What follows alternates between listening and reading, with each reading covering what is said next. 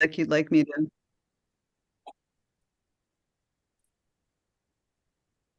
That's fine. That'll work.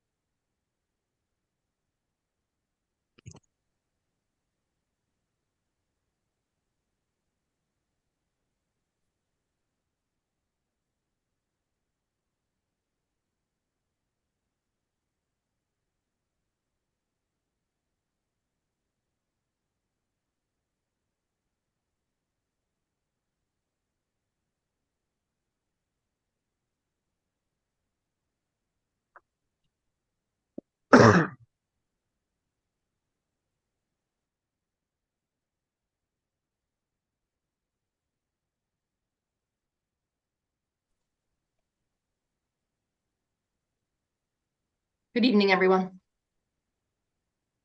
Hey, Jill. Hi, Ben.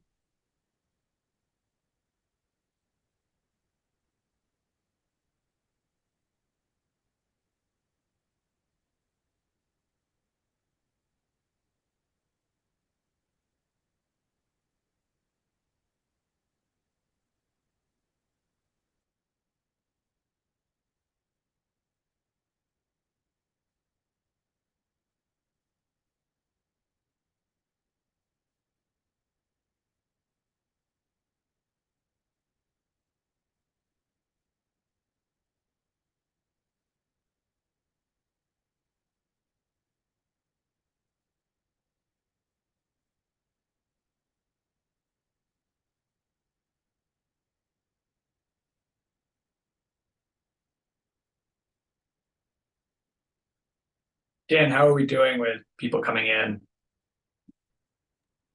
Great. We've got our both consultant team here now.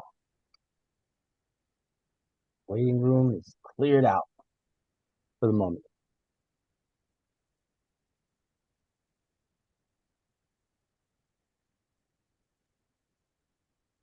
Thanks, Dan.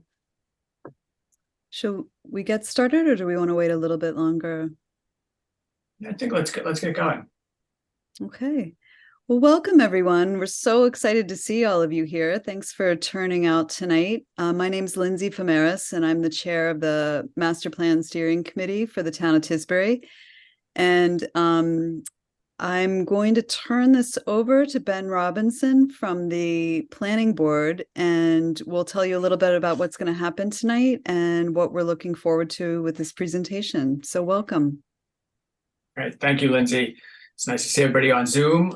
It would have been fun to do this in person. We would have had a much more lively introduction and chance to chat with each other, but Zoom, we're all quiet in our little squares. But anyway, so this is a piece of work that we had included in our master plan process and as a supplement to how we're thinking about our master plan, really focusing on our vital commercial districts in town. These are the B1 district, Main Street, the B2 district up around Kronig's and Shirley's Hardware, and the Waterfront Commercial District along Beach Road. These three districts, are not just the commercial districts for Tisbury, but for the island, and they need, careful study. And as we embarked on the master plan process, we wanted to focus in how can we look at these districts from a graphical way.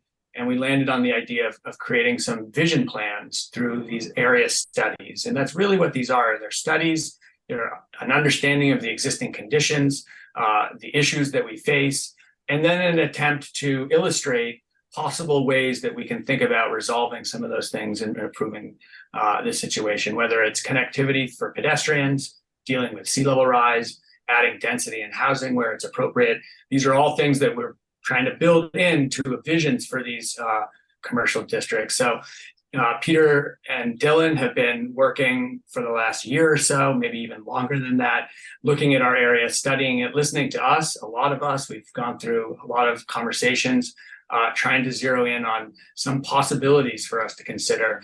And planning is along a continuum, really. And, this is culminating in something tonight, but these conversations have been conversations we've had for years and will continue to have for years. So don't feel like this is any, sort of line in the sand or etched in stone ideas. These are really conversation starters and trying to capture a vision in the moment that we're in as we develop the master plan. And so Peter and Dylan, they're going to do a presentation. We'll have plenty of time, hopefully, for comments after. We'd like them to be able to go through their presentation.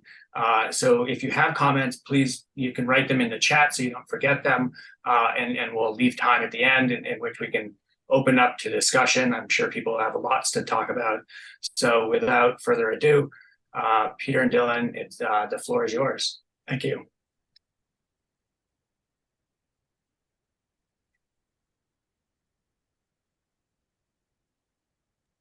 Actually, thanks for unmuting me, Dan. I think that Barrett Planning Group was going to start us off with an overview of community engagement. Yes, thank you. Thanks, Dylan. I can pull up the slide.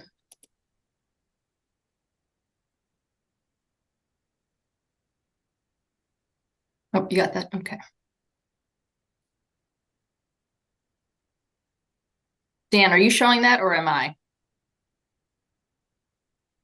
Hopefully you will be in a moment, Okay. but we don't see it yet. Oh, okay. Okay.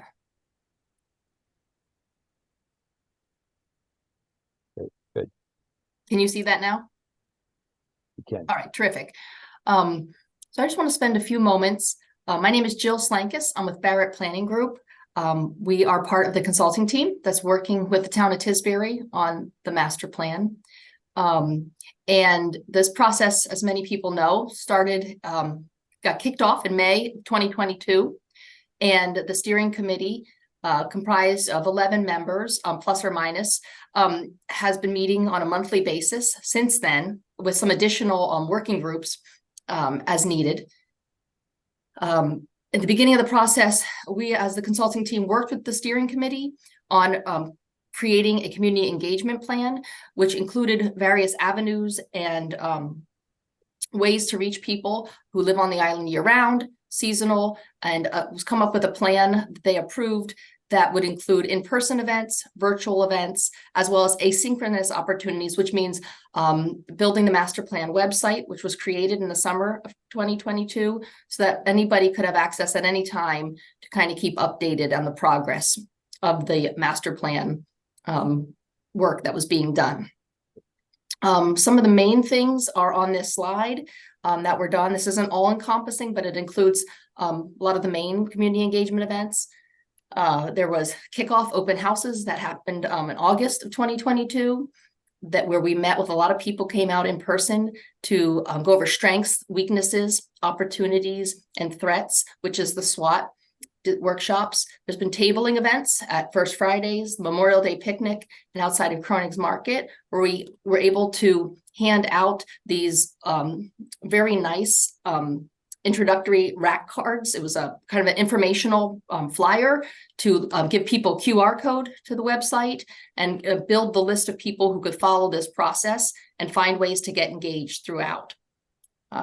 Over 30 interviews were conducted with town staff, board, and committees to find out what's going on in town and get a sense of the existing conditions. We gave a virtual presentation on strengths, issues, and concerns about a year ago in October of 2022 to let people know what was found in terms of the existing conditions of the town and could build on that toward the goals for the plan. The steering committee led after the early fall, we identified groups who may not have been able to be involved so far in the process. And the steering committee then led stakeholder meetings in person, which also had virtual access to reach out to more and more people in town. Dodson and Flinker led a Friday, Saturday commercial district vision plan workshops that included a walking tour of the 3 districts, the B1, B2, and the waterfront district that Ben just mentioned. We had a beautiful October weekend with in-person working sessions in the basement of, I believe, St. Augustine Church.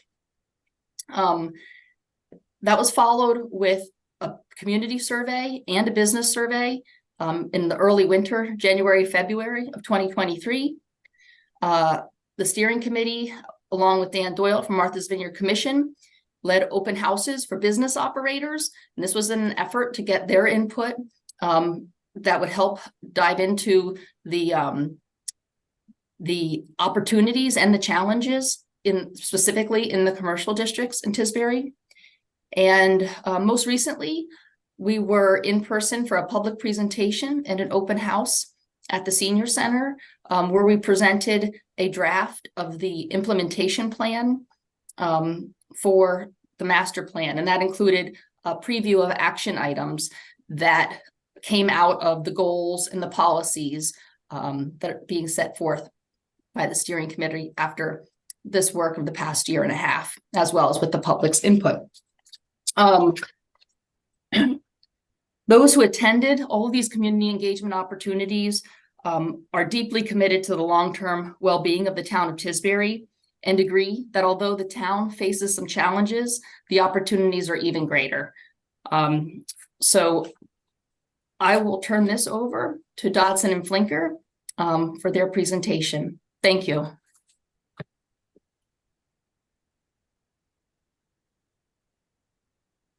Dan, can you enable me to screen share?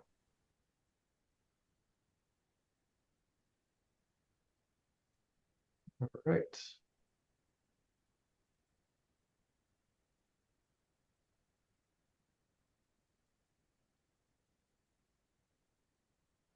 Okay, I'm Dylan Sussman. I'm here with Peter Flinker from Dodson and Flinker.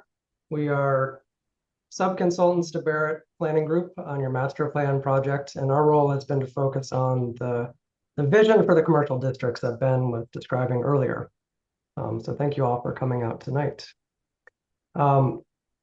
So as Ben said, the vision for the commercial districts is an integral part of the master plan, but it's a little different from what's typically done in the master plan. It's an add-on, and its purpose is to get a bit more into specifics than a master plan typically does, and to do that, to test out sort of ideas that are developing through the master plan process.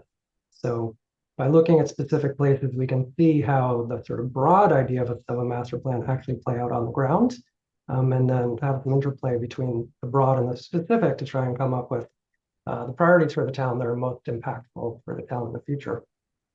So the vision is its words. There's a written vision statement that's up on the master plan website that I encourage you to read. And then there are also diagrams that communicate what the town wants these areas to be like in the future.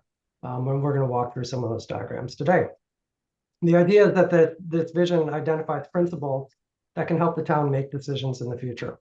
So as conditions change over time, as new ideas arise, the town needs sort of guiding principles to help it determine what's important and what's not important, what its core values are, and how to move forward. And then there are recommendations that have come out of the commercial district visions that have already been incorporated into the action plan. Any design ideas that we're going to show tonight are for illustration only. Any actual implementation of these ideas would require detailed engineering design, further public process, and in most cases likely requires action by town meeting. So if you're going to have zoning changes, town meeting votes on that. If you're going to have major capital expenses, you'll probably have some vote on that at town meeting. So the ideas are illustrative only, and there's going to be more opportunity for public comment going forward. So the visions talk about public property. They also talk about private property. And there's a reason for that. It's because you need both of those to be aligned for the districts to reach their maximum potential. So the visions explore questions like what zoning changes are necessary to open up opportunities for additional developments. So, Tisbury's businesses may need to grow, it may need more housing.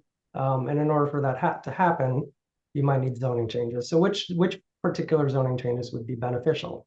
Or what town infrastructure improvements would be most beneficial for property owners in the town? Those are issues that cross both public and private property. Any diagram that shows changes in a property that we're going to show tonight doesn't mean that the town intends to take land or force a property owner to do something. The town's policy is that it will consider eminent domain out of extreme necessity only. And any zoning changes are basically they allow existing uses and structures to continue. So pre-existing uses can continue. So rights are not extinguished. So that's the disclaimer.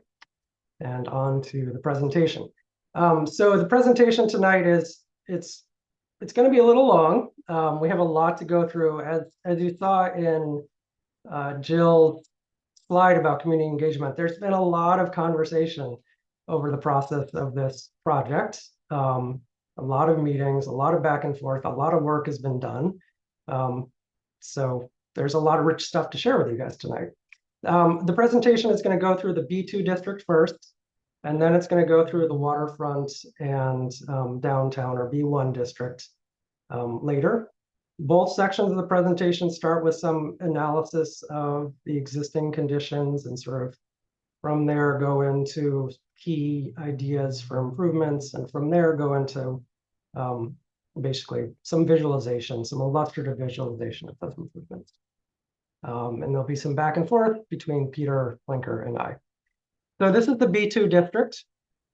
It is centered along State Road, running from Oak Grove Cemetery up to about a little past Holmes Hole Road, or just before West Spring Street. Most of you are probably familiar with this. I'm sure you drive through it frequently and probably visit the park and ride and go to Kronig's and so forth.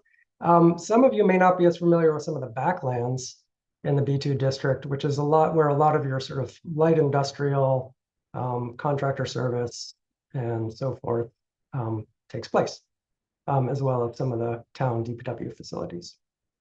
And the orange outline here is the zoning boundary for the district. So these districts are defined by zoning.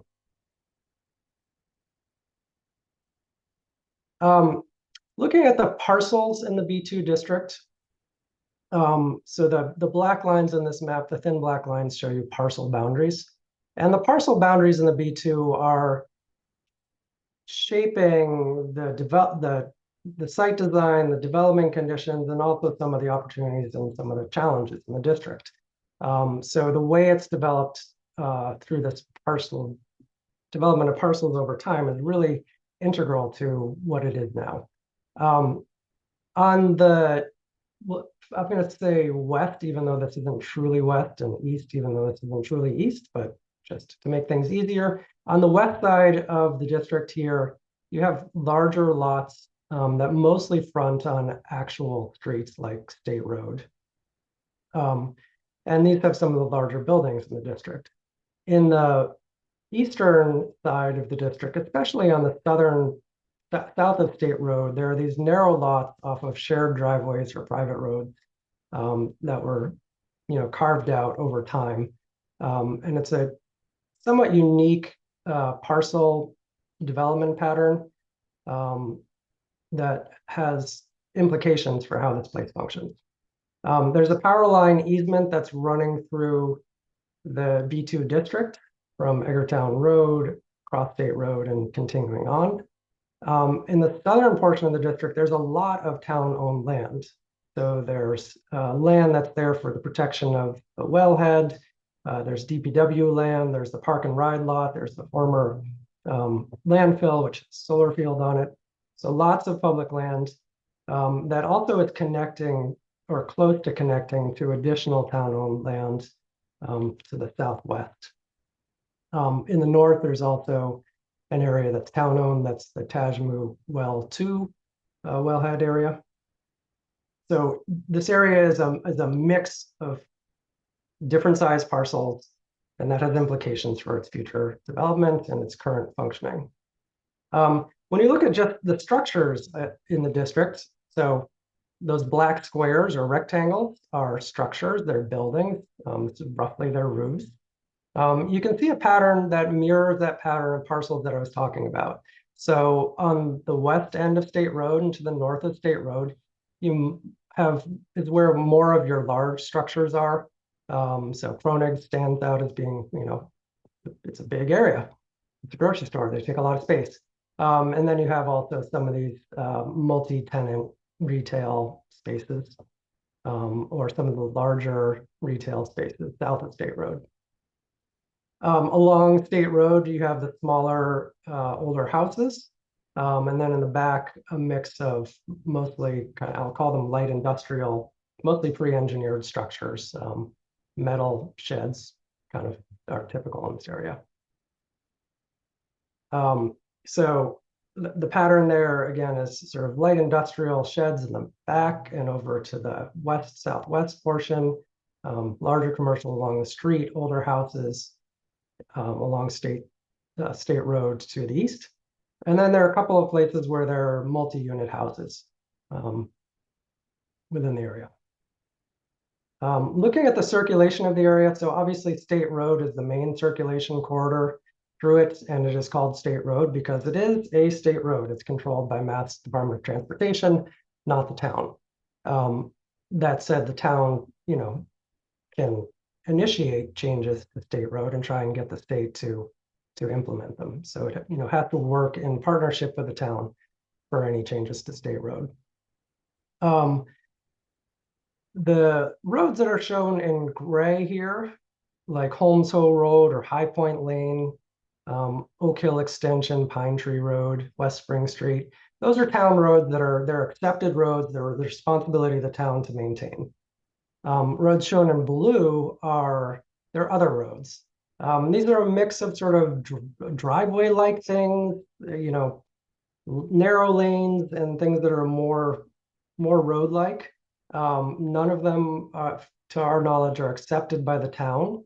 And public access to them is, in some cases they're not public, in some cases maybe they're quasi-public. So public access is somewhat unclear on some of these. As you can see, there are easements. So there's an easement for the power line that I talked about earlier. And then there are easements running like along Kate's Way, Mechanics Street is a private right-of-way, some easements between Evelyn and Olga Road.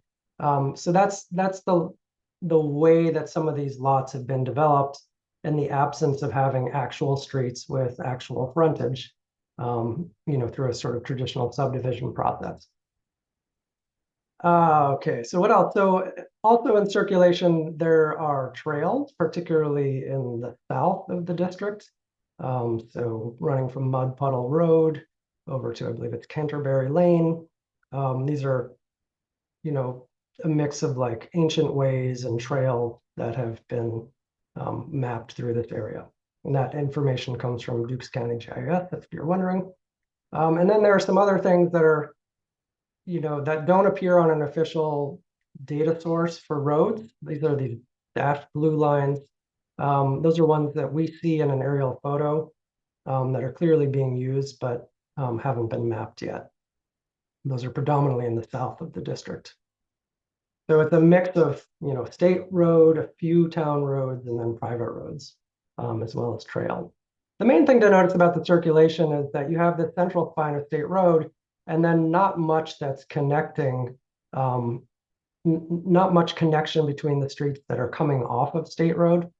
So that means that most of the traffic that is accessing businesses in the B2 district is coming along State Road and then coming off and going back to State Road. There isn't a great way to circulate within the district for the most part. Zooming in on just the State Road corridor. So the light blue lines here show you sidewalks. There's a continuous, more or less, sidewalk running along the north side of State Road, and then less sidewalk on the south side, and it's, a shorter stretch of sidewalk on the south side. The orange lines there are curb cuts, and there are a lot of them, and they're relatively wide. That's probably in part because State Road is pretty narrow. So in order to get trucks into these parcels, you need a wider curb cut. But in some cases, the curb cuts are probably wider than they need to be. From the perspective of somebody walking down the sidewalk, that means that, the sidewalk is interrupted over and over and over again. And some places it seems to disappear and then reappear. Its function, the functional impact of all these curb cuts on State Road is that you have lots of vehicles turning in and out of each one of these parcels, and businesses, which results in probably more traffic delays. Whereas if you had a more unified street network to the north or south of State Road, and fewer curb cuts, you would have fewer places where people are entering and exiting, and probably more smooth movement of the streets, as well as a more enjoyable environment for people walking or biking. There are no bike facilities on State Road, and that's been noted as a problem throughout the project. This is what it looked like. I'm sure you're all familiar with it, but just in photos, you can see some of those larger curb cuts, and relatively narrow sidewalks are like probably 5.5 feet. Sometimes with mailboxes or other things interrupting the sidewalk. There's been conversation throughout the process of what's called the connector road. So about a decade ago, Tisbury considered the idea of connecting State Road to Edgartown Vineyard Haven Road. In the magenta dashed lines here with the arrows, you can see the route for that was developed back in a 2013 plan. So this idea went through a pretty good level of design. There was, went through some level of engineering design, as well as planning for easements and so forth. And it was brought to town meeting and didn't pass. But through this process, the idea of moving forward with that connector road has been discussed a lot, and generally it seems like people think it's a good idea. So recommendations for circulation, as I just said, building a new complete street connecting State Road to Edgartown Vineyard Haven Road. So a complete street is planning jargon. It basically means a street that's suitable for people on foot, on bikes, in trucks, in cars. So a complete street. Developing pedestrian and bicycle connections through the B2 district and connecting to town-wide trail and shared use path networks. So you can build off some of the existing paths, possibly take advantage of the power line corridor if you can negotiate that successfully. And then utilizing some of the existing lanes if you can obtain public access to them. And then connecting all of that together so you can safely walk around and bicycle around through this district, ideally providing a route that is,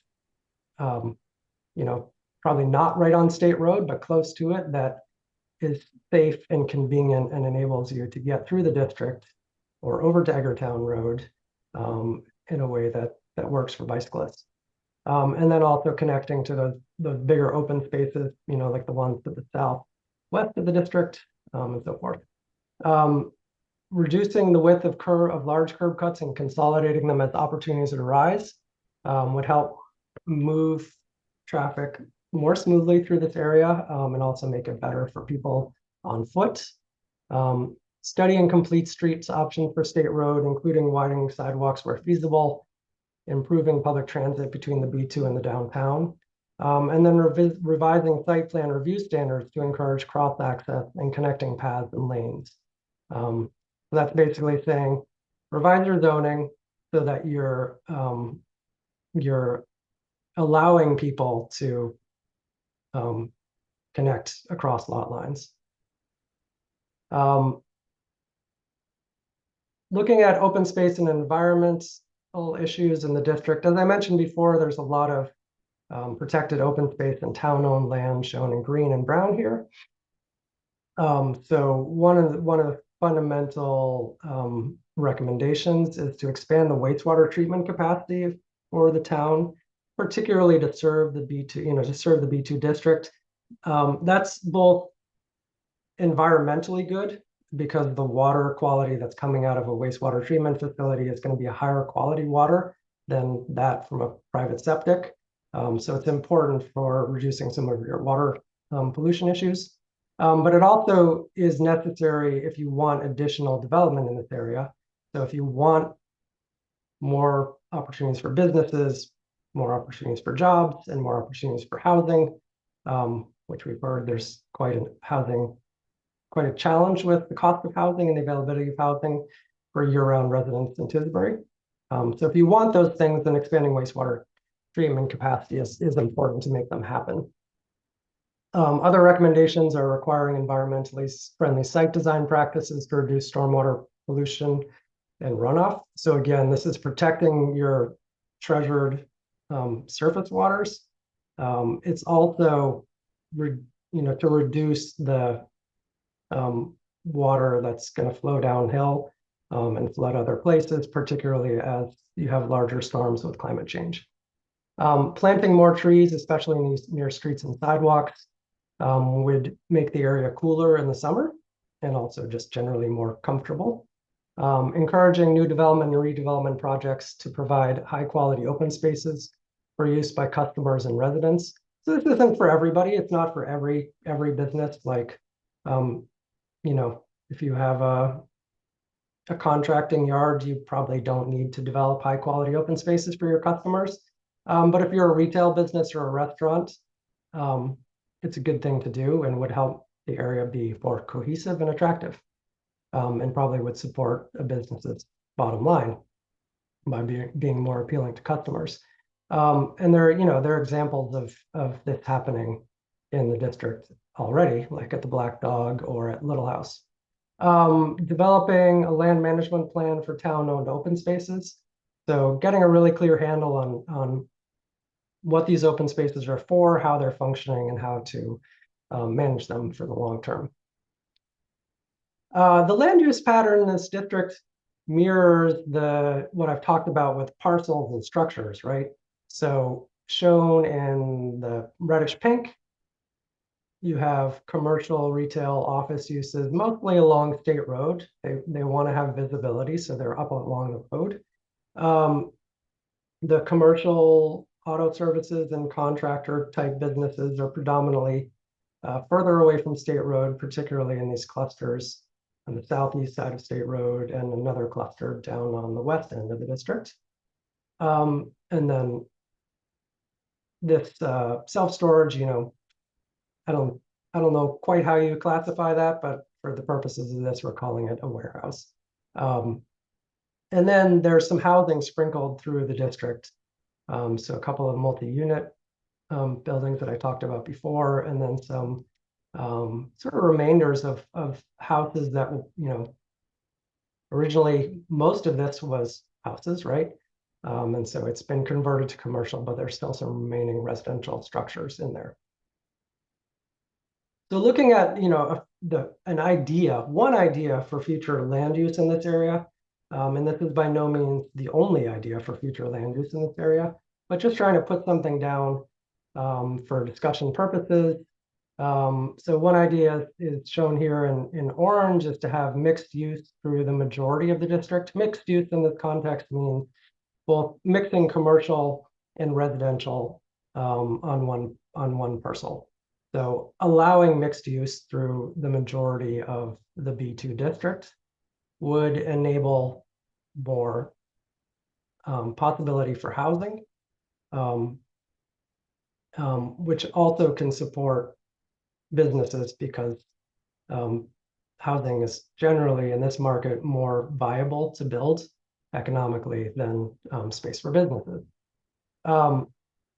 So allowing mixed use through those areas, which doesn't mean that every parcel is going to be mixed use, or that the town is telling property owners that they have to do mixed use. This is simply saying just allow mixed use so that if property owners choose to add a residential component to their property, they can do so. In purple are shown the areas that seem like the core sort of light industrial storage and distribution uses. And it seems like that core should probably remain because it's a really fundamental need for the vineyards and the vineyards economy. And there's a lot of that happening now in this area. So the big idea here is to balance service, retail, entertainment, light industrial, municipal, and residential uses in the B2. This land use diagram is showing one way of potentially doing that balance. Then beyond that, to establish performance and design standards to minimize the conflicts between those different types of uses. And then finally, to expand opportunities for mixed use and small scale multifamily housing, both through those wastewater treatment improvements I was talking about earlier, and the zoning changes that I just referred to enable modest amounts of housing in appropriate locations within the B2 district. So, this is like when you spend months and months having meetings, right? This language of like modest amounts of additional housing, like that has meaning. It doesn't mean like the whole area gets redeveloped in massive apartment complexes. It means a small amount of housing that is in keeping with what the people of Tisbury might vote for at town meeting. So for example, allowing top of shop apartments that might make most sense along State Road, or allowing moderate size multifamily buildings, which might make more sense in sort of some of the rear portions of the district. Okay, so Peter is going to just walk you through some quick visualizations of what this might look like. Does he need to be unmuted? Thanks, Dan. I muted myself again. I think you're the only one who can free us from our silence. So thank you. And thank you, Dylan. So the idea, as Dylan said, is not to create any wholesale change in the B2 district, but really to find a way through modest changes in zoning and design strategies to help it work better. Right now, I think if you click down, Dylan, we're looking at existing conditions in a typical area. And again, this does not represent any particular property, but we kind of designed this illustration to show all the typical conditions that you find, large buildings and small buildings and so on.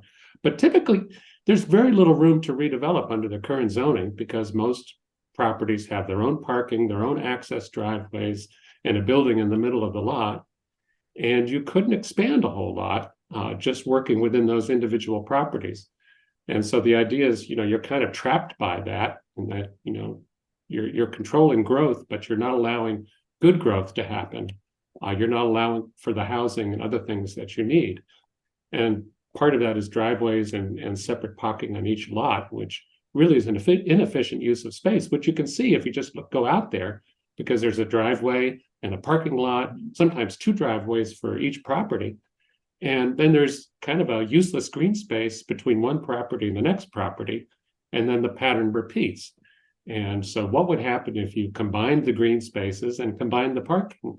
Well, then you have a more efficient use of both. And so that's kind of the principle that's at work in what we would sort of recommend for this area. Another thing that's not working very well is Dylan pointed out earlier, is sidewalks are fairly narrow, they're incomplete, and they're everywhere. They're frequently interrupted by curb cuts. And those curb cuts are so wide that they kind of merge with the driveways. And so you really have to watch where you're going to get through the district. So the recommendation for this area, which is shown on the next slide, is really to allow for gradual and appropriate expansion of existing buildings by using more efficient use of the space, combining parking in the rear, connecting across lot lines. And then, as we'll see with some of the subsequent slides, what that allows you to do is rebuild the frontage along State Road and make it much more attractive and much more useful for pedestrians and much more successful, we would think, for businesses. So first part is sort of allowing people to connect driveways across lot lines. So instead of everybody having their own driveway, you can share a driveway, connect in the rear, and have the parking behind the buildings. The next step is to then take the space which you've opened up by eliminating some of the driveways and add on to existing buildings, redevelop landscaping in front of the buildings and to the side of the buildings. And what that does is really create a wide pedestrian swath along the road frontage, which is less, it still is going to have curb cuts, but it's less interrupted by curb cuts. You could still park right next to your building. You just go down the lane and around behind the building to get there. And also what this does then is eliminating, half of, however many percentage of the driveways you eliminate, you're eliminating those turning movements as well. So hopefully that makes State Road look traffic a lot easier. And then consolidating those curb cuts and improving the sidewalks then makes that sort of pedestrian area along the roadside much more attractive and comfortable, and encourages people to park once in one of those shared parking lots behind the buildings or to the side of the building, and then walk to multiple uses. You can get to the store where you need to have a big package picked up, but if you don't have something to carry, you can walk and enjoy the sort of pedestrian environment along the street. And this same concept applies to the contractor yards and storage areas, which are typically set back from State Road behind the older buildings along the roadside. So again, just sharing circulation, connecting the driveways allows you to close off those multiple driveways and multiple curb cuts, to share parking areas for staff and parking and visitors, to share and connect the contractor yards and sort of storage areas behind the buildings. All of that sort of, again, consolidates the open space to the places where it's most useful and consolidates the circulation and parking and storage space so that you have the most efficient possible use. Of course, this requires people to work together, and you could change the zoning and do all the other things to enable this, but this is not require people to work together. And if somebody wants to just keep things the way they are, that's fine. But if you had two landowners, and it does seem like landowners are working together now in some cases, if they're willing to do it and they see an opportunity to make more efficient use of the space, why not let them do that? And then that opens up space for new contractor buildings or service businesses, as shown as the larger structure in the back. And then as part of this, while these improvements are being made, you can also deal with some of the issues you have with the abutting residential uses surrounding the B2 district, where you have some issues with dust and noise and so on. So while you're investing in redeveloping some of these areas, you could also put up better fencing and screening and plantings to help minimize some of those conflicts with the surrounding residential uses. So I think the next slide, we showed sort of ground level view. This is existing conditions. Again, it looks a lot like the B2, but this is completely imaginary. But it shows sort of the typical pattern. Again, everybody doing their own thing on their own lot. You have some beautiful old houses, but you can't really see them because of the parking in front. And you can't walk easily to them because of all those curb cuts and cars and trucks going back and forth. So the next slide shows sort of the first step. We've consolidated some of the curb cuts. We've moved the parking to the back, and that allows us to reclaim some of the frontage for open space and landscaping, or a new building addition as shown there, which then could cater to a business that really can take advantage of that, the visibility of that frontage. So wider sidewalks where those are possible, parking consolidated behind the buildings, and all of that opening up opportunities for additional business growth. And then this is sort of, because you have more space available, you can actually expand the buildings in the places where they really can make a difference, where they have that visibility from State Road as people pass by. And what this does is it even makes the area more walkable because there's more to see and do. It consolidates the activity in areas that are within walking distance of other services and the bus drop off and so on. And, with appropriate attention to architecture, whether it's like this or something else, you can control the way that these buildings are designed, how they relate to the street. So it's really a lively and attractive place that builds on what's best about the district and takes the stuff which interferes with that, such as the parking in front of buildings, and puts it in a convenient location behind the buildings. So these are some of the principles, again, that could be incorporated in zoning, and site plan review standards, but again, would have to go through a whole process and be adopted at town meeting before they actually would be put in place. Yeah, so the key idea here, just to say it one more time in case we haven't made it clear, is to allow more flexibility for property owners and business owners. So to revise the zoning to give them the ability to function more efficiently. The area is largely built out, and the town is probably going to need additional space for businesses and housing in the future. And this area, seems like a sensible place to do that, but it's largely built out. And so every inch of efficiency is going to have to be squeezed out of its place to do that. And one of the key ways to squeeze out that efficiency is to share more, to share parking, to share contractor yards, to work across property lines. And the town wouldn't, be requiring that. It's just enabling it to happen, not preventing it from happening. Okay, so we're going to move now to the downtown B1 and waterfront commercial districts. So the downtown you're familiar with, it's Main Street and a small portion of Beach Street, as well as Union Street. And then the waterfront commercial includes the Steamship Authority parking area, Beach Street extension, Lagoon Pond Road, and Beach Road.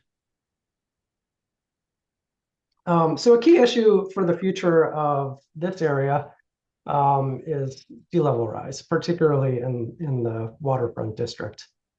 So this map shows you expected sea level rise over time, or what's possible, what's going to happen at different levels of sea level rise. So MHHW is mean higher high water. It's basically like, high tide. And so this is showing you the land that will be underwater at mean higher high water at different levels of sea level rise. So with 1 foot of sea level rise, these deep red areas start to be underwater at mean higher high water. So an area, in the back of Lagoon Pond Road, that's pretty marshy. And then some in the area of the shipbuilding place, Phil Hale place, or where Phil Hale works, that I am embarrassed I can't remember the name of at this moment. And then water, starting to come up Lagoon Pond Road, and in close to Beach Road at the bend by the Shell station there. At 2 feet, you get a bit more water. At 3 feet of sea level rise, you start to have a pretty significant impact with Beach Road being underwater, Beach Street extension being underwater, Water Street being underwater at mean higher high water. And then, with additional sea level rise, you have more impacts. So, when that will happen is, I won't say it's anybody's guess, but there are multiple models developed by scientists that come to different conclusions because the future is unpredictable. Martha's Vineyard Commission recommended sea level rise projections, estimate 0.6 feet of increase by 2030 and 1.5 feet of increase by 2050. So, somewhere in that range is where you're starting to see these red areas. And then by 2070, you're seeing 3 feet of sea level rise, which is where you're having, really major impacts. So that's one set of models. Just looking at flood risk, the entire waterfront district is in the 20-31% flood zone. Sometimes called the 100-year flood zone, but it basically means that there's a 1% chance of flooding in any given year. The area, it's relatively flat throughout this whole area. There's some minor change in elevation, and then there are, steeper banks, like particularly around Veterans Field. So there isn't a whole lot of change with sea level rise in terms of the amount of area that's flooding. What changes is the depth, right? Because you're filling up like a bathtub with steep sides, basically. So it would take a huge amount of sea level rise to start like spilling over the edge of the bathtub and flooding a greater area. But the bathtub will get deeper. This is showing a different model, and this is the one that the master plan recommends using. This is from Massachusetts Coastal Zone Management, and they've produced projections for what they call the annual chance of coastal flood exceedance probability, which basically combines sea level rise and flooding and wave action to give you a sense of flood depths at different chances of storms. So that 1% chance storm or 100-year storm in 2030 has flood depths of about 10 feet through the majority of the waterfront district. So same area here and here. So you can see Beach Road, Lagoon Pond Road are under about 10 feet of water in this storm. It's a big storm, and it's a lot of water. And then, there are some higher areas where you have 3-foot depths, 4-foot depths, 5-6-foot depths. And you can see that, steeper terrain around the edges where flooding is less likely. Coastal Zone Management has its own predictions of sea level rise. These are the ones that the master plan recommends using. There's, of course, some degree of uncertainty in these things, but I think the conclusion is that it makes sense to plan for a reasonable but conservative estimate of the bad future, so that you're prepared for it, and also to be in line with what the state of Massachusetts is planning for. So in this model, by 2030, you have 1.2 feet of sea level rise. So that's double what the Martha's Vineyard Commission is saying. By 2050, you have 2.5 feet of sea level rise, and then 4.5 by 2070. The models are complex, so the ramp up of sea level rise can change. It's not necessarily linear. Some of them have more sea level rise earlier and then less later on, and some of them have less earlier and then a steeper ramp. Overall, what it seems like Tisbury needs to figure out for this waterfront area in terms of sea level rise is just the basic decision of how do you want to move forward with what's your basic strategy. So there are 3 basic strategies that people talk about in terms of coastal places responding to sea level rise. So there's accommodation, which basically means that you recognize the flooding is going to happen, and you prepare for it by allowing it to happen, but getting things out of harm's way. So that's techniques like raising buildings so that floodwaters can move beneath them. Or you can protect, which means you're going to try to keep the floodwaters out, You can do that through engineered structures like bulkheads or seawall, or sheet pile walls, or you can do it with more natural means like engineered dunes and so forth. Or you can choose to retreat from vulnerable areas. That can be a small retreat like is shown in this diagram, where you're moving a building a little bit, or it can be a larger retreat where buildings and other things that are you don't want harmed are moved out of the area entirely. So moving forward, the master plan recommends that Tisbury have, a robust community conversation about basic strategy for responding to sea level rise. Some ideas that have been developed through this process are, sort of key priorities are to coordinate plans with Mass DOT and the Martha's Vineyard Commission on critical infrastructure. So Beach Road is critical infrastructure because it connects you to Oak Bluffs and the hospital there. To prioritize water dependent uses in the waterfront district. The zoning already does this to some degree. The idea here is that water dependent uses need to be on the water. Things like bulk shipping, things like shipbuilding, things like marinas. They can't be in the inland. They need that water access, and they're relatively used to dealing with water and can likely respond to prepare for sea level rise and stay in operation as long as possible. To accommodate more frequent flooding in some areas and plan for long-term retreat from sea level rise in others. So it's sort of splitting the difference. Like it's basically saying it might make sense for some things to accommodate and some things to retreat. We're not saying any particular thing has to retreat in the short term, just time to start talking and thinking. To protect coastal open spaces, that has the ecological function, but it also has the function of absorbing some of that rising water. To develop resiliency program for Water Street and Lagoon Pond Road, to reduce stormwater flooding. So at the same time as the water is coming in from the harbor and Lagoon Pond, it's also coming down from paved areas in the uplands. And the result of that is the frequent flooding you have at Five Corners. And so that needs to be dealt with because you don't want that. Say you chose to do a protect strategy and you build a seawall or you do an engineered dune.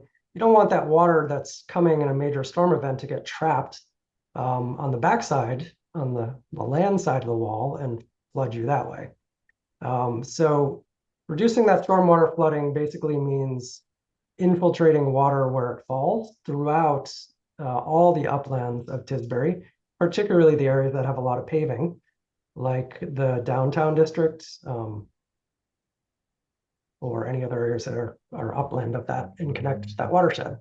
And then coordinating with the Steamship Authority on plans to adapt to sea level rise. So, the Steamship Authority is thinking about this. They've done some elevation of their facilities at Woods Hole, and that's probably coming at some point in Vineyard Haven. And so that has to be coordinated with the town plans for Water Street and so forth. Looking at pedestrian and bicycle circulation in this area. So everything in yellow here is a sidewalk. There's a pretty good sidewalk network, pretty well connected throughout the district. There are some large gaps, particularly along Beach Street in the area of the town parking. That's where the fire station used to be. There's a pretty good network of crosswalks to help you get across the street. And then there are some bicycle facilities in this area. There are new bike lanes on Beach Road. There's a shared use path that those connect to heading towards Oak Bluffs. There's a shared use path around Veterans Field that connects to a marked bike route with shared lanes, basically pavement markings that say bicycles and cars can share the street that connects up to Skiff Lane. And then a new path that is is designated as part of the redevelopment of the marina. And planned pedestrian paths on private property. So these are sort of, some of them are public and some of them are not public. Some of them have been made public through a permitting process and others haven't, but they're a key part of the circulation of the area. So key recommendations for the vision plan is to really focus on the connections between the Steamship Authority and Main Street, and between, and basically, make a really easy and obvious, straightforward pedestrian connection between the Steamship Authority and Main Street, and also start to create pedestrian circulation that links all of this downtown area together and also links to longer shared use paths. So connecting through Cromwell Lane across this existing path to Veterans Fields, which then enables you to get out towards the B2, or from the B2 to cut through Veterans Fields, come out to Lagoon Pond Road, and then use the developing path network to get over to the bike paths on Beach Road, which would enable you to avoid the more dangerous and narrow portions of State Road, and in particular, Five Corners. So these are the areas, the arrows are, bold arrows are showing you the sort of priority areas to improve. Looking at outdoor spaces and the environments, this map shows you different kinds of outdoor spaces. So some of them are public outdoor open spaces. Those are highlighted in green. So Veterans Fields, the beach in front of the Steamship Authority, Lagoon, what's that called? Lagoon Bridge Park, something like that. Lagoon Bridge Park is what it's called. And then Owen Park. Then there are privately owned outdoor spaces. They're privately owned, but they're integral to the experience of the downtown and the waterfront. Whether they're publicly accessible or not, they're places that contribute to the experience, either because they're visible or because if you patronize a business, you are allowed to use them. Or in some cases, you're not allowed to use them, but they're still important. So there are a lot of those along Main Street. There, some of those are small front cafe spaces, like at what's that called? Fish Restaurant, something Fish Restaurant, or the little alley by Nat's Nook. Then there's Bach Park, obviously not publicly accessible, and so forth. And then there are spaces that are public, the town owns them, but they're predominantly used right now for parking. And since your town is, it's a tight town, there's a lot of competition for space. And so the vision recommends using some of these parking spaces more flexibly. In other words, consider them for uses other than parking at some times of year or some time of day. Because you have a need for public spaces, and there isn't a lot of room for that to happen. So use what you have more efficiently. Then finally, looking at land use in the economy. This is a similar sort of very broad land use diagram. So support aquaculture, recommended. Prioritize water dependent uses, I said that before, along the waterfront. In this area in the middle of what we're calling the triangle between Beach Road and Lagoon Pond Road, encourage uses that can tolerate flooding. So that might be temporary businesses, it might be stormwater management facilities, might be winter boat storage, might be shared parking.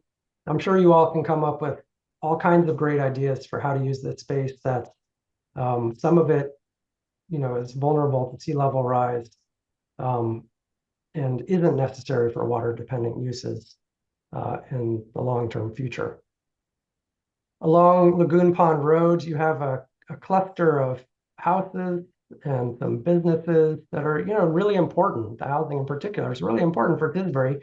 You need all the year-round housing you can get, but that area is definitely vulnerable to sea level rise. So recommendation here is to work with those residents and businesses on planning for sea level rise. Make a plan now so that you're prepared for the future. In the area around Five Corners and the town parking lot, coordinate town plans for these areas with any redevelopment of adjacent properties. So Stop and Shop, has been talking about redevelopment of their stores for quite a long time. The town parking lot is right next to it. It utilizes the town parking. So work together with Stop and Shop to come up with a plan that works for the town and works for Stop and Shop. And do the same around Five Corners, where we don't have a recommendation for how to improve Five Corners. It's clearly could use an improvement both for stormwater flooding and for safety of people moving through the intersection, and for congestion. So the master plan makes a recommendation to basically do comprehensive transportation planning. So we don't have a specific solution for that. It's going to take more work to come up with one, but make sure when you're doing that, you're coordinating your plans with those of adjacent properties. Improve the experience of arriving from the ferry. Part of that is that those pedestrian connections I talked about earlier, it's also things like wayfinding, finding a good place for a visitor center and upgrading that. And then welcoming visitors who arrive by boat. So people who arrive by boat are not arriving by car, which is great because it's not adding cars to your street. And they're sort of a captive audience for your downtown businesses. So you can welcome them through things like modern processes of mooring, reservation, and so forth. And then finally, in this brown here, there's a cluster of kind of maritime heritage businesses in this area. And that seems like it'd be worth seeing if there's something the town can do to support building on that strength so that you have a strong sense of place, a connection to your heritage and your culture, and also a unique economic sector there. You're up, Peter. So to try to illustrate some of these principles and design objectives, we sort of develop these overall plans that show one way that they might work out. But keep in mind that for each of these individual places, there are multiple approaches. But what we're trying to capture is, like, as we look at redesigning any of these places, if and when it happens, what are the principles and objectives we want to keep in mind? So that the left is the existing conditions and the right is the sort of proposed vision, which if you squint, it's really about, creating more space for pedestrians, which is kind of the pink tone, planting more trees, and making the whole thing into more of a coherent grid of sidewalks and streets and lanes that is easier to navigate even without an official wayfinding signage program.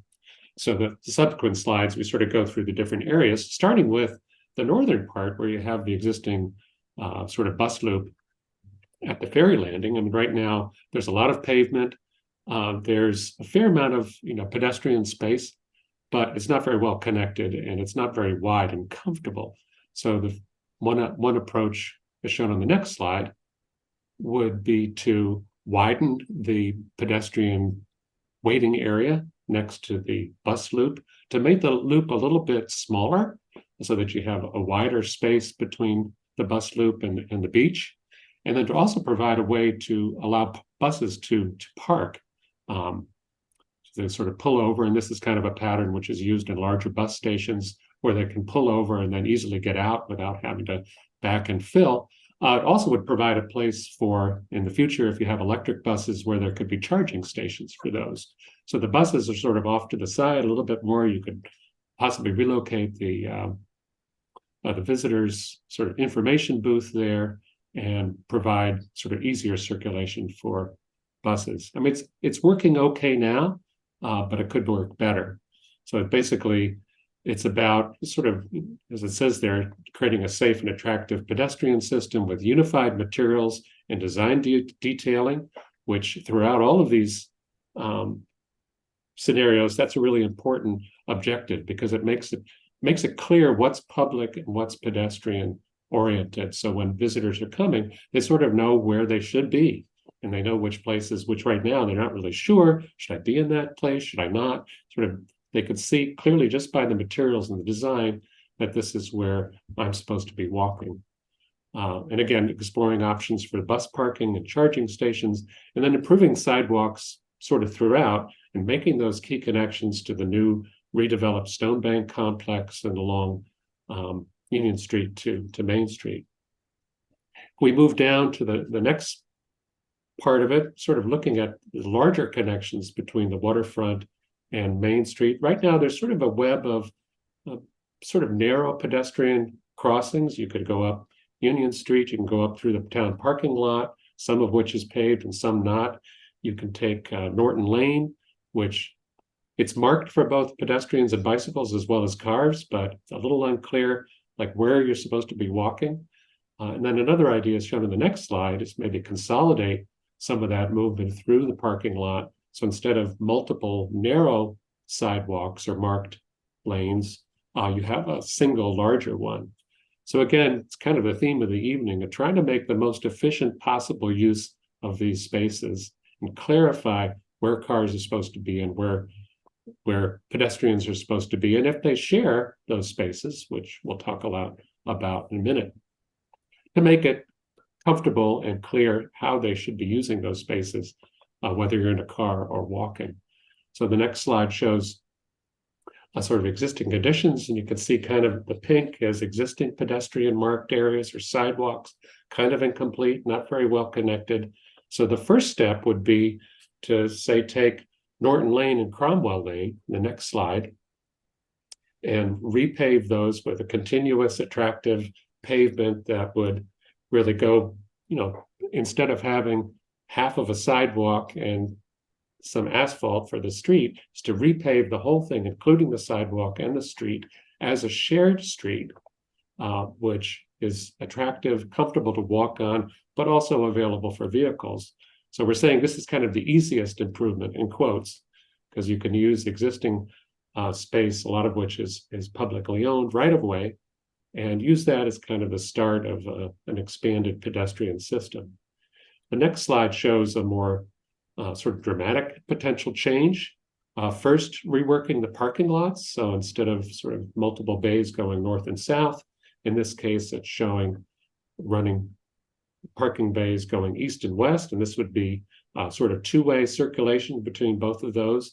And that would lead up as you approach Main Street to a large, attractive pedestrian gathering space, which could include an expansion potentially of the building at 35 Main Street, which formerly was the Bowl and Board building.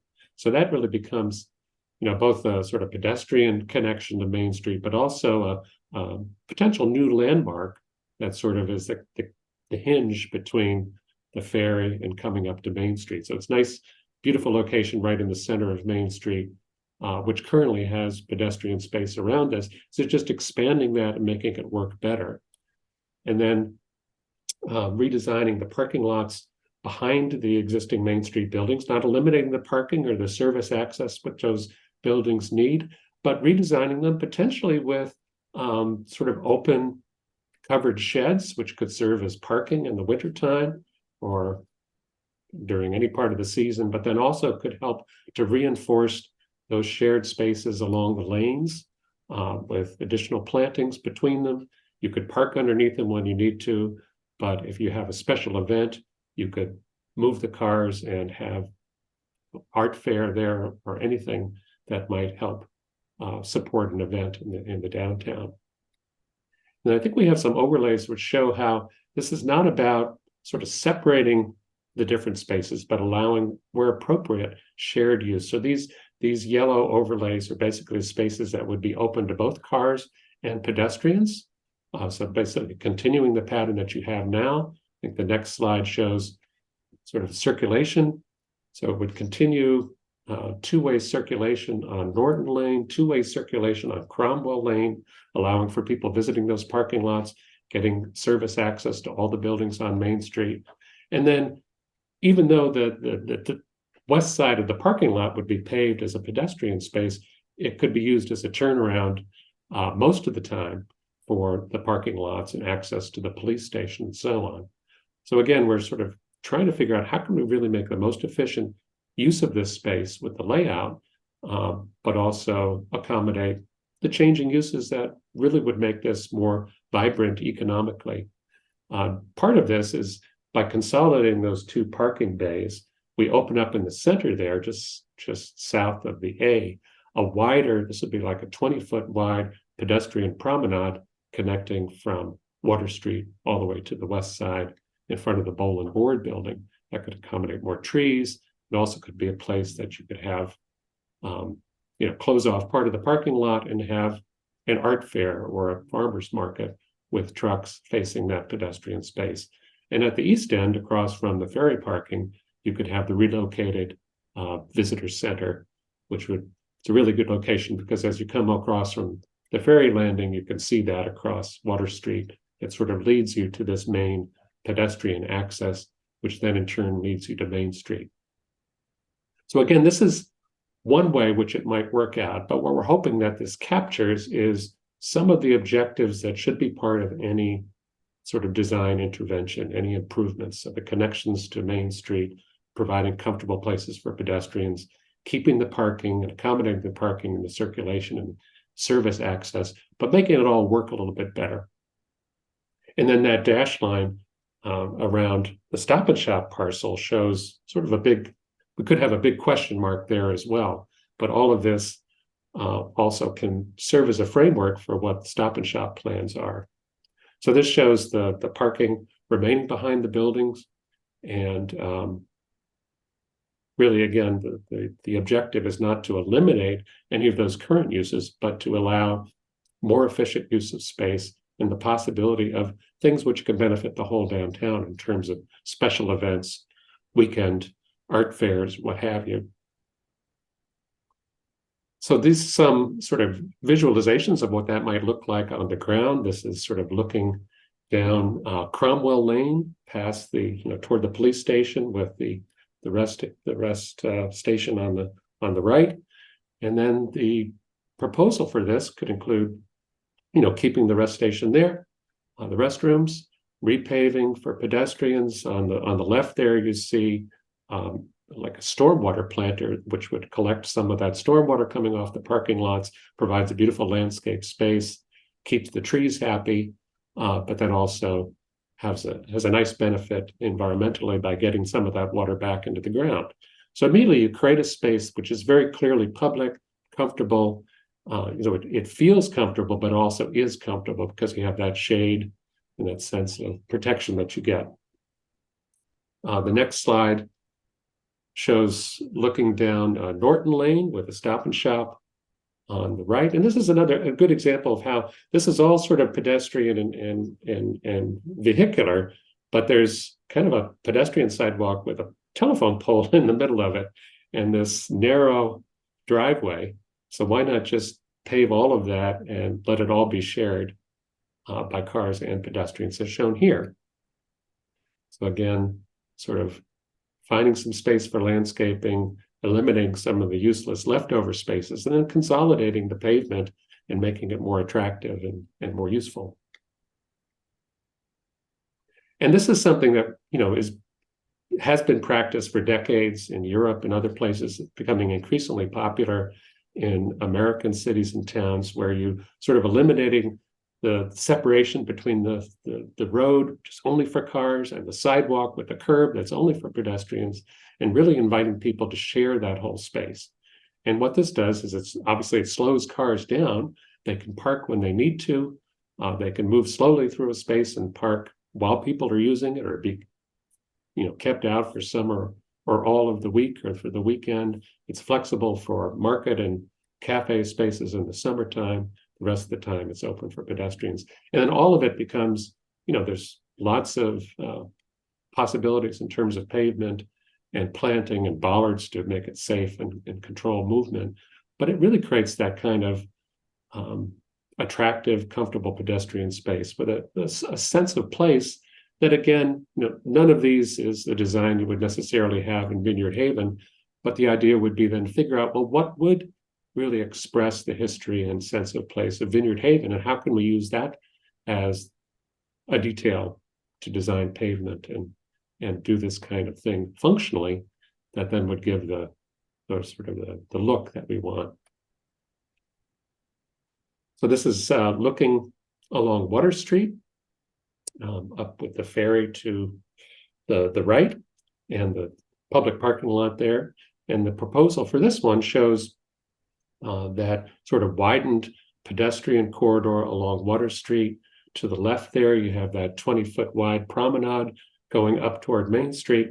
And then the visitor center at kind of the hinge point, very visible, comfortable with benches and so on, stormwater planter to collect some of the runoff, and a place that, again, it accommodates cars and it's easy for people to come and park, but it also feels very comfortable for pedestrians. So it has, again, trying to consolidate and make these spaces more efficient, but also make the good stuff more apparent and more the focus of the composition rather than just focusing on the cars.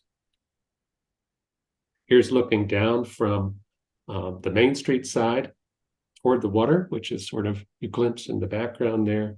And then this is showing that promenade, again, through the center of a reworked parking lot, sort of a wide place to walk. Could be cars most of the time, as shown here.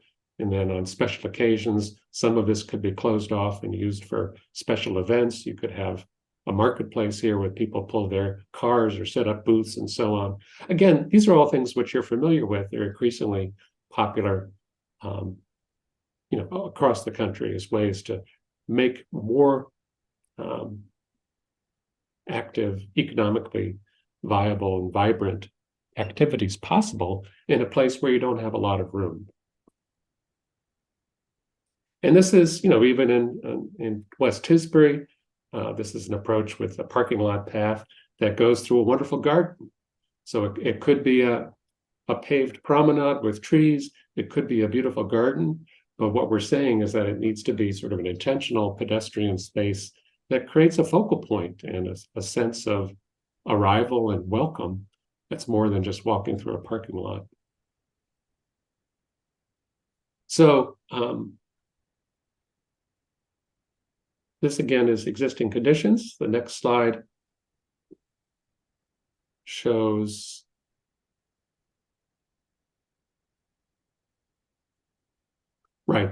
this is the first possibility of sort of reworking that parking. And then the next one shows a little more dramatic approach with a parking deck, which this is sort of a new central park space, but it's actually built on top of the public parking. So this again is keeping the parking behind the buildings and then adding parking underneath a new park space and possibly underneath a new Stop and Shop building. This is shown with a Stop and Shop plan from some years ago where they proposed putting the parking underneath with a larger building at an upper level. And then so this would be just extending that parking across half of the existing public parking and then putting a park on top of it. So what this does is create a wonderful pedestrian space at a somewhat higher level, sort of extending, so you wouldn't have to walk down to Water Street directly. You could walk out to the edge of this space and have hopefully a view of the waterfront. And then keeping the parking behind the buildings and then adding the parking, both keeping existing parking on the north side of the lot and then adding parking underneath the park space and then underneath the Stop and Shop. So again, there's obviously a lot of detail in terms of making something like this happen, but it's sort of illustrating the principle, which again is accommodating the parking that you need while also creating the pedestrian space and the sort of the wonderful focal points and sense of place that you want. Finally, we're getting down to the south end where you have the sort of post office, 5 corners, and then the Beach Street extension to the right there. And the proposal here is to really, again, make better use of these, what are now just circulation and parking spaces, to perhaps rebuild the post office as a mixed-use building and really use that to reinvigorate this whole area. So, and letter A there is sort of showing the potential of a commercial, residential, mixed-use development, which could bring the buildings closer to the street, which allows you again to put the parking behind the buildings.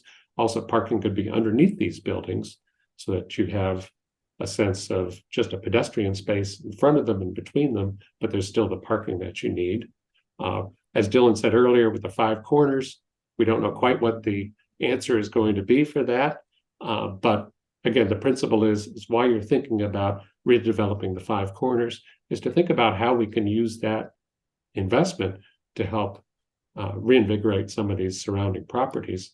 For Beach Street Extension, again, we're suggesting that sort of European idea of paving, removing the curbs and the sidewalks that are kind of too narrow and just paving from one side to the other with a pavement marking that can also be used to mark continued parking spaces as you go through there.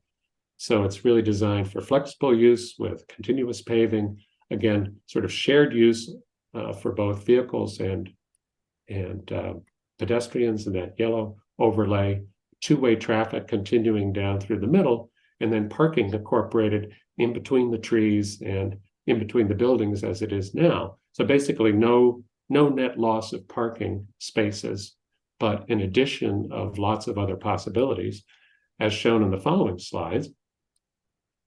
Oh, there's the parking for the post office site, but this is showing the Beach Street Extension as it is now, about 20 parking spaces within the public right-of-way. One simple idea would be to just allow closing this temporarily, which I think is shown on the next slide for as shown here, a winter festival, which could be done very easily right now, accommodate sort of temporary use, or on the next slide, showing again repaving between the building walls as a shared street, which could accommodate parking in between the trees, as well as, sort of comfortable pedestrian spaces and open vehicular access down the middle. And then the next slide shows how that could be closed off and used as an event space for a public market, private events, public events, and so on. So again, really thinking about how can we make better use of these spaces throughout the year, throughout the week, seasonally, and so on, to make a better environment, for business use, but also something that's going to attract people generally to stay in Vineyard Haven and accommodate all the different uses that are needed. And thank you.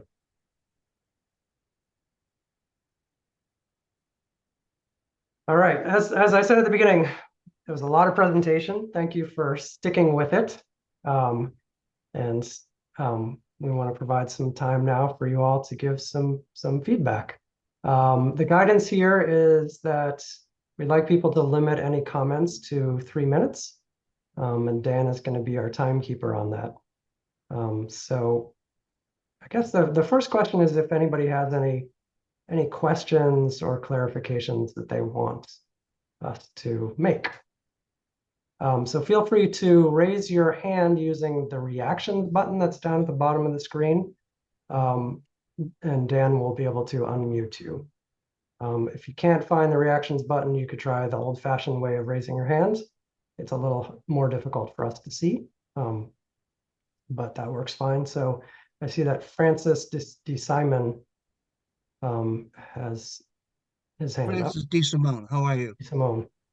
Hi, another fellow on the call, Jared Smith, is with me here as well, and we're on the board for the Vineyard Harbor Motel.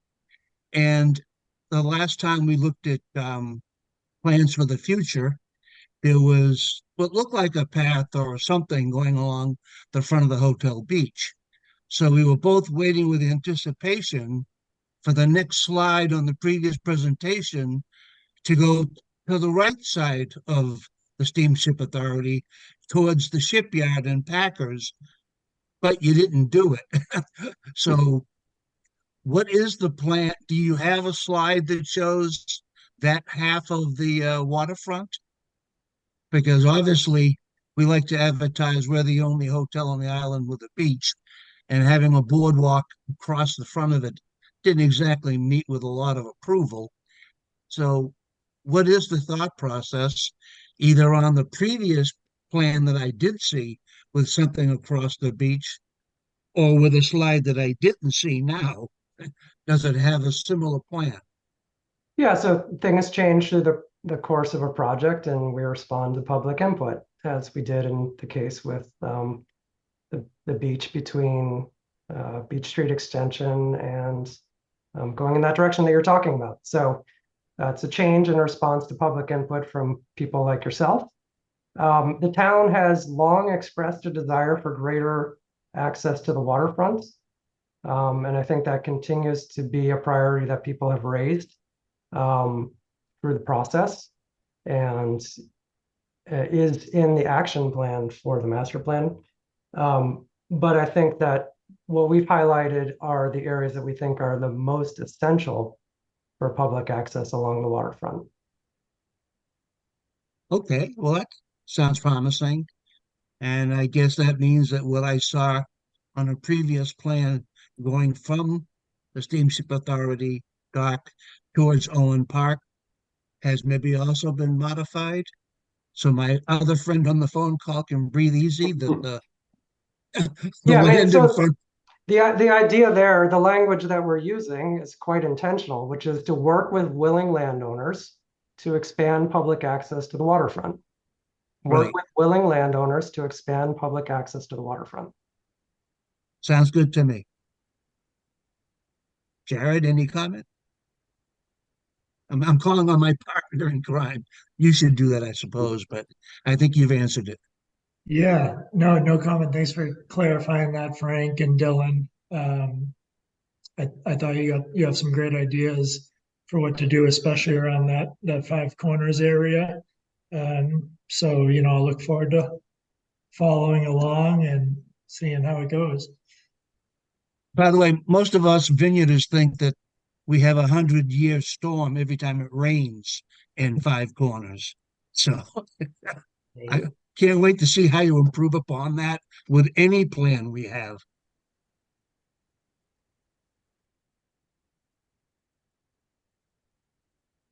I think Harriet has a hand up. Yeah, Perry Barrow. Harry, we're gonna have to let Dan unmute you before we can hear you. Harriet, hold up a second. Dan is gonna try to unmute you. How's that, Dan? There you go. Perfect. Okay. Several years ago, the town got together to discuss the expansion of the Stop and Shop, and there was no kind of solution that anyone accepted to do with the increased amount of cars, where the cars would exit onto either Beach Road or Water Street, and where the cars actually would be stored. And I'm wondering if within all of your landscaping plans, this problem has been discussed. Yeah, we've discussed it, and I think the conclusion is that the recommendation is to work cooperatively with Stop and Shop and come up with something that's going to work for them and work for the town. We've heard that Stop and Shop is really important to people in in Vineyard Haven, and that people would like to keep it there. And we've also heard that there are issues with the truck that's parked there that's serving as extra storage and is there all the time and blocks the mural, and that it's a really difficult site to figure out. So we don't have a solution for it. And I think you have to work cooperatively with them. Not very satisfying, is it, Harriet? No. Mm-mm. Well, I think, again, what we're trying to illustrate with the vision is sort of a set of principles that then the town can use when meeting with Stop and Shop. Like, Stop and Shop, please help us accommodate the parking that you need in a way that's coordinated with the town parking. Stop and Shop, please help us to establish safe and attractive and continuous pedestrian connections between Water Street and Main Street, and so on. So hopefully that helps the conversation along and makes it clear what part of this vision is essential, no matter what the Stop and Shop does in the future. issues of the impact of traffic coming in and out of that is something that's sort of beyond what we can tell, which is the right approach. But there is, appropriately, when they get to that point, their traffic engineers will be able to analyze that and tell you exactly what the impacts are, and then you can make a decision. Right now, it's sort of speculation. We know that no change prevents anything from happening, but it also prevents something good from happening, as well as the bad. So I think what we're hoping then is, as that conversation goes forward, the town again can hold on to the things that are really important in terms of the overall plan for the downtown, and then give Stop and Shop the flexibility they need. I mean, personally, I think that having parking underneath the Stop and Shop would make a lot of sense, but that may not be financially viable for their needs right now. So is there a better solution for that? Could there be remote parking somewhere else in the downtown? I don't know. But again, the principle is hopefully clear enough that when that conversation happens, it can help provide some guidance. Thank you. Carolina and then Rachel. Carolina. So I actually just had a meeting with Stop and Shop last Friday, and they continue to be very amenable to any vision that we have that we're coming up with for this area. They are dying to improve that store. They do not want to keep it as it is. They really want to make improvements. They really are interested in being a part of the conversation, a part of the community, making the fixes and recommendations that the community and town recommends, and even doing things potentially like including a visitor center as part of their master plan and master rebuild. So I think, Stop and Shop is definitely on board with all of this that we're working on, and should definitely be, again, considered a partner to bring in on this, because they are such a big part of that immediate impact when you're getting off the ferry.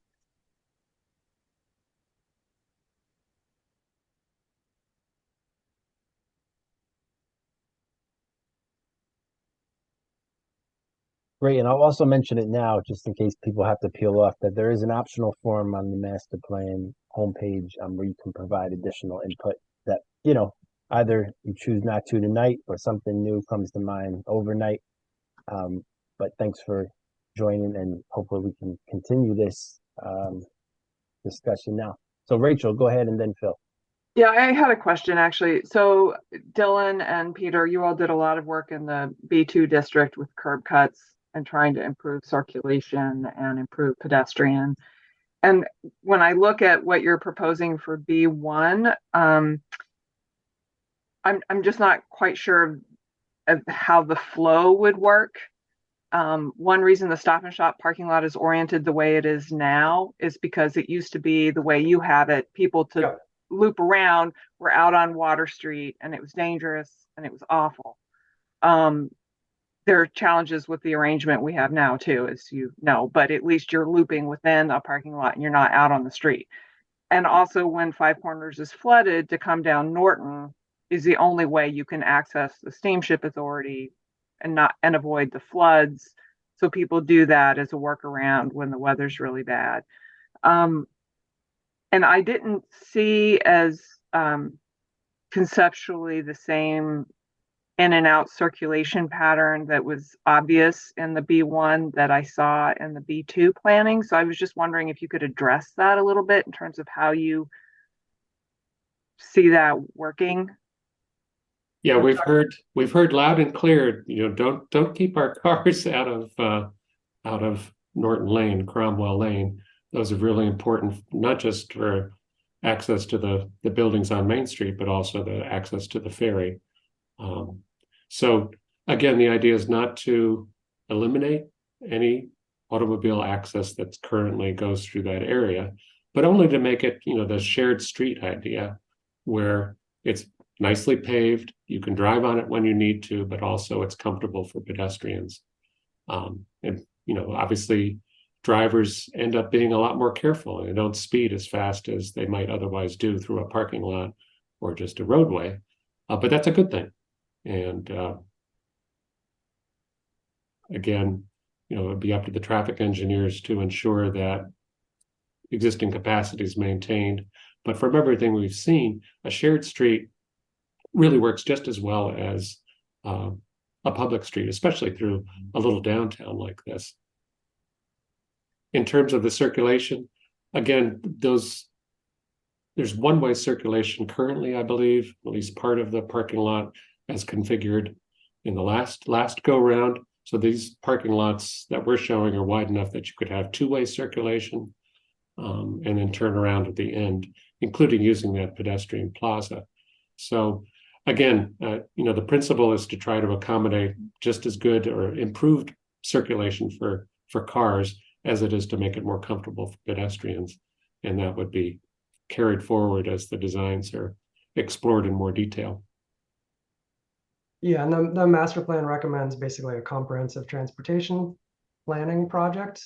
And so that's where you would get into conversations about whether one-way roads should be changed directions or more ambitious changes for the downtown circulation. At this point, I think at this point, the vision basically assumes that the circulation in the downtown remains as it is. And then you can have a transportation plan that might recommend some changes in the future. All right, Bill. Thanks. Yeah, Dan. As a matter of fact, on that topic, Dan, I think you were supportive or thinking that a seasonal or year-round circulation analysis could be started now so that we could have a better transportation plan in the future. I think was wise thinking. Yeah, my two comments were up in the B2, you have three roads coming together on that connector. I think the idea is very worthwhile, but it will end up having all the traffic coming out onto Edgartown Vineyard Haven Road. A suggestion is to think about the land necessary for a roundabout there, because I think it could turn into a mess if you have three roads converging on one onto Edgartown Vineyard Haven. Just a thought. The other is I loved your renderings, and I noticed with piqued interest at each one that there were no telephone poles, telephone wires anywhere. And it was joyful to look at the renderings because you could see the water, you could see our town, you could see the architecture. And I think we need to address that in the town. Where is it critical to invest time and energy with Eversource, Comcast, Verizon to bury our electric wires? So a suggestion. Yeah, I just want to respond to the connector road at the B2. So we showed there the plan that was developed to in 2013. Just as the idea is move forward with the connector road. Further engineering, something to do, figuring out the best way to come out onto Edgartown Vineyard Haven Road is something to figure out in the future. Figuring out whether you need 3 outlets onto State Road or 1 outlet onto State Road is something for the future. From the master plan perspective and the vision perspective, it's make that connection. Yep, I got it. Thanks. Okay, the joint force of Peter and Nancy, or we'll even settle for one of you. And then Debbie. Peter Stam here.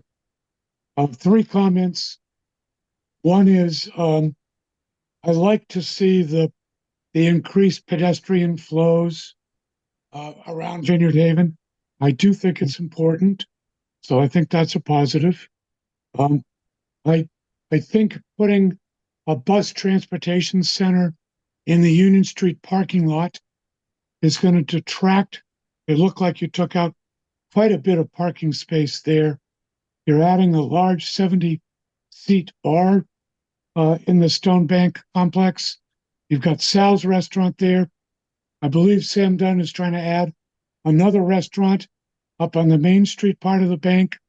And I think it's unrealistic to take that much parking away. Related to that, I think if you've got all this bus activity in the Union Street lot, it makes no sense to put the information center over in the, I'll call it the Stop and Shop lot, for lack of for clarity. I think the public transportation of buses and taxis and the information booth need to be focused together or close to each other to do that. And it may be that moving the buses into the Stop and Shop lot may be a better solution because it's a better lot, and leaving more car parking in the Union Street lot, just as another potential idea. My third one will be slightly more negative, as the person that owns the second beach going along the private beach between Steamship Authority and Owen Park. I am not in favor of increased public access to that space. We've always allowed, and all the owners have always allowed people to walk along that beach. But when I go down there and want to use my beach that I pay a lot of money for in taxes, I don't like having to call the police to having to have people removed from it. So while I'm perfectly willing to continue to allow people to walk across it, any effort to increase mappage or signage that promotes it as being a more public beach, I am opposed to, and I know the other owners along the beach are also opposed to. Some positives, some negatives, some ideas. Thank you. Yeah, and I just want to clarify that on the map you're referring to, there are some areas that are called out as privately owned open spaces, including that beach. As I said before, there are areas that are, important to the downtown and the waterfront, but they're privately owned, and so that doesn't mean that there's any recommendation that there's a change to them or to the legal status of them. It's just calling them out as important. And again, the recommendation is to work with willing owners to expand access to the public waterfront. As you've expressed, you're clearly not a willing owner to expanding public access to your beach. No, but I'm perfectly willing to let people walk across it as they have for the 70 years that we've owned the property. Yeah. 65 years. All right, Debbie. Hey there. So I put a lot of effort into getting the designations of like POPs or whatever you want to call it off of our own personal private property. And when we were discussing this with our council, we came to learn that it is registered land. It is land court, the SBS Water Street. Well, we call it Porto Pizza, and people in the past have tried to get prospective easements off of our properties. You just need 20 years or more of public use and a prospective easement. If your land is not registered, then you're vulnerable to that. But registered property cannot have these designations on it, whether you want to call it open space or visual or whatever. So what I guess I'm trying to say is we're sitting here now understanding and changing our language and saying that nobody's going to be forced or anything. But if these designations that are in blue are still on properties, there is leverage for a different group of people to come along and say, look, this has been public for so long. Peter Stam is vulnerable to, okay, now the town is going to take it as a prospective easement from you. You'll still pay the taxes, you'll still be liable, but we're going to make it so that the public has the right to use it. And so our Water Street is protected from that, we realize. So the blue has been lifted, yet there's still orange and still coloring on our property, which I would like to be removed. So I wanted to let you know that I did some research And this is why I think we don't use private property in master plans, because it takes a whole lot of research, as I did when I contacted all the private property owners. That, it took a while, but I did. And so that this idea of a harbor walk going from the steamship to the Owen Park, you've got to understand that if the attitude changes and a prospective easement is sought after, that Janet Jones is registered land. She abuts Owen Park going south, Land Court 14498. Then we have next to Peter Stam, we have John Ryder, and he's Land Court 17101. Then we have Captain Douglas's, his Black Dog Tavern, his beach, all his buildings on Beach Street is registered land 18014. Then we're looking for pocket parks, and the Beach Street on there, it's owned by Flowerwood LLC, which has got the Golden Bull, that triangle that's got the blue on it. That's Land Court 18014. Ours is Land Court 14640, and that's Lot A, and Lot B would be Benjamin Hall's, Old Murray's of the Vineyard, the Capewalk Theater, and the Old Linden Tree. And Buddy Oliver's, it's interesting, he's one of the oldest, but you've taken off the town parking off of his. So I guess I'm plus 3 minutes, huh? So I guess I would like to protect my neighbors and my friends and have you remove this privately owned public open space or POPs off of those registered lands, so that in the future that nobody comes along and challenges people with prospective easement. I want all plans lifted off of private property, but I just wanted to make you aware that deed research needs to be done before we make all these rainbow plans. So thank you very much. Good night. Thanks. All right, Teresa.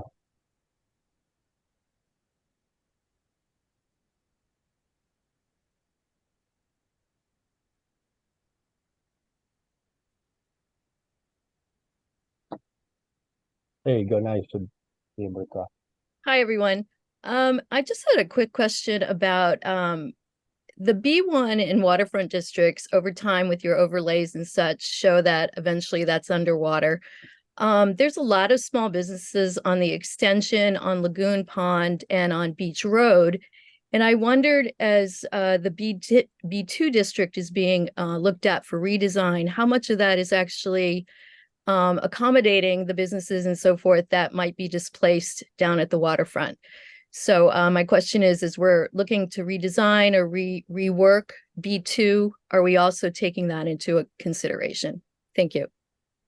Yeah, that's one of the reasons for looking at trying to squeeze more efficiency out of the B2 district, is that over the long term, you may see businesses moving out of the waterfront district because it becomes untenable to exist there. And so those businesses need a place to go, and the people who live there need a place to go. So that's definitely been part of the conversation.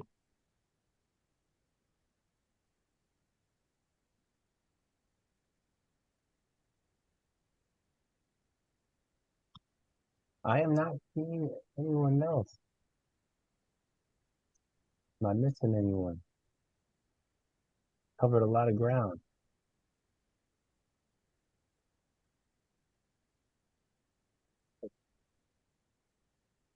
So again, the reminder that this form is on the homepage. Thank you so much, Dylan and Peter, for trying to account for so much input over this long arc of a project, and working with the committee and the planning board to evaluate the trade-offs and trying to forge a shared vision for these critical areas in town. And as was noted before, this will launch more kind of fine-tuned, more detailed planning as well. I think we tackled a lot tonight. Thanks everyone for making time tonight to join. And for the genuine curiosity.